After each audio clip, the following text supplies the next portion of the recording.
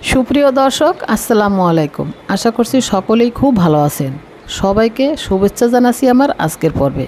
আজ আপনাদেরকে চিরা দিয়ে ভীষণ মজার ও হেলদি একটি ডেজার্ট বানিয়ে দেখাবো, যেটা আপনারা সেহরি ও ইফতার দুই সময় খেতে পারবেন।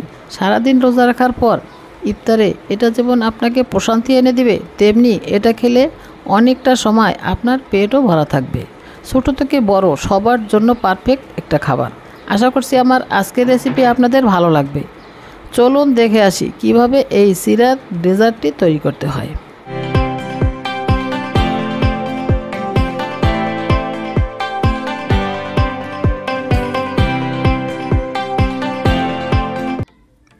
আজকের রেসিপির প্রধান উপকরণ চিরা।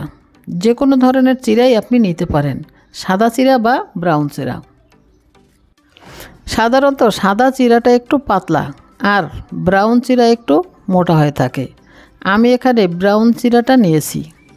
আমি এই চিরাটা কুলা দিয়ে ঝেড়ে ভালো করে ক্লিন করে নিয়েছি। এখন পানি দিয়ে 4-5 বার করে ধুয়ে তারপর ভিজিয়ে রাখবো 30 থেকে 40 মিনিটের মতো। যেহেতু চিরাটা একটু মোটা, তাই এটা ভিজে নরম হতে একটু সময় লাগবে। চিরাটা ভিজে থাক, এবার চলে যাচ্ছি বাকি প্রসেসে। আজকের ডেজার্ট বানানোর জন্য আমার ঘন দুধ লাগবে। দুধ আপনারা বিভিন্ন উপায়ে ঘন করতে পারেন। আমি আজকে একটা সহজ পদ্ধতি দেখাচ্ছি। প্রথমে আমি এখানে 2 কাপ দুধ নিয়ে নিলাম। এখন এর সাথে অ্যাড করে দিলাম 1/2 কাপ গুঁড়া দুধ। দুধটা মিষ্টি করার জন্য আমি এখানে 2 টেবিল চামচ চিনি অ্যাড করে দিলাম। আপনি আপনার টেস্ট অনুযায়ী চিনিটা দিতে পারেন, চাইলে চিনি বাদেও করতে পারেন। গুঁড়া দুধটা দিলাম যাতে আমার এই দুধটা ভালো করে একটু ঘন করা যায়। এবার এভাবে নেড়েচেড়ে আমি 15-20 মিনিট জাল করে নেব। এতে করে এই দুধটা বেশ ঘন হয়ে যাবে। তারপর চুলা থেকে নামিয়ে পুরোপুরি ঠান্ডা করে আমরা এই দুধটা ব্যবহার করব। আপনি চাইলে ঠান্ডা করার পরে এটি ফ্রিজে রেখে দিতে পারেন। এটি ইফতার বা সেহরির আগে ঠান্ডা দুধটা ব্যবহার করতে পারেন। যদি আপনার হাতে সময় কম থাকে, সেক্ষেত্রে দোকান থেকে কেনা ঘন দুধটা ব্যবহার করতে পারেন। আজকের ডেজার্ট বানাতে আমি কিছু ফল ব্যবহার করব। তার মধ্যে আমি এখানে নিয়েছি পাকা আম 1 বাটি, কলা 1 বাটি, নিয়েছি কিছু কোরানো নারকেল, আর কিছু খেজুর আমি ছোট ছোট করে কেটে নিয়েছি। অন্য কোনো ফল নেওয়ার দরকার নেই। আমি কিছু কিশমিশ এখানে ব্যবহার করব। সব শেষে আমার যেটা লাগবে সেটা হলো মিষ্টি দই। এই দইটা আমি ঘরেই তৈরি করেছি। দেখেন তো বোঝা যাচ্ছে কি না, এটা ঘরে তৈরি করা দই। এবার মিক্সিংয়ের পালা। প্রথমে আমি একটা মিক্সিং বোল নিয়ে তাতে নিয়ে নিলাম মিষ্টি দই। যদি আপনার কাছে মিষ্টি দই না থাকে, সেক্ষেত্রে টক দই এর সাথে কনডেন্স মিল্ক মিলিয়ে মিষ্টি দইয়ের কাজ সেরে নিতে পারেন। তারপর এর সাথে অ্যাড করে দিলাম সেই ঘন দুধ। সেখান থেকে কিছুটা নিয়ে নিচ্ছি। কতটা নেবেন সেটা আপনার উপর ডিপেন্ড করছে।